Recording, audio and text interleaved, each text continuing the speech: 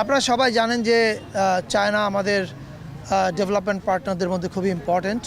আমাদের বাংলাদেশের অনেকগুলো ডেভেলপমেন্ট প্রজেক্টের সঙ্গে চায়না ইনভলভড। আমরা 36শে জুলাইয়ের অভ্যুত্থানের পরে একটা নতুন ফেজে প্রবেশ করেছি এবং এই নতুন ফেজেও চায়নাকে আমরা আমাদের সঙ্গে উন্নয়ন পার্টনার হিসেবে পাবো, এ বিষয়ে আমাদের কোনো সন্দেহ নাই।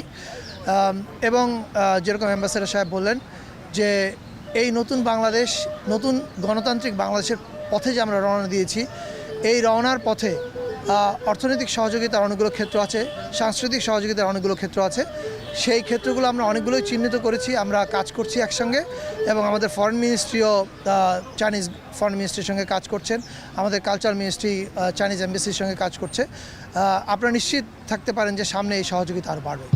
গতকালকে আমাদের সরকার পরিষ্কারভাবে বলেছে আমাদের প্রেস কনফারেন্সে যে মাজার বা বাউল সঙ্গীত বা কাওয়ালি গানের উপরে যে কোথাও কোথাও হচ্ছে, সব জায়গায় না, কোথাও কোথাও, এইটাকে আমরা একটা জায়গায় হলেও আমরা এটাকে টলারেট করব না। আমাদের অবস্থানটা খুব পরিষ্কার যে জিরো টলারেন্স অ্যাবাউট দিস।